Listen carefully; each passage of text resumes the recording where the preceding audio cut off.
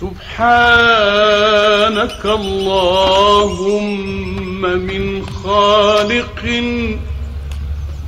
نسعى إليه وحكيم رشيد.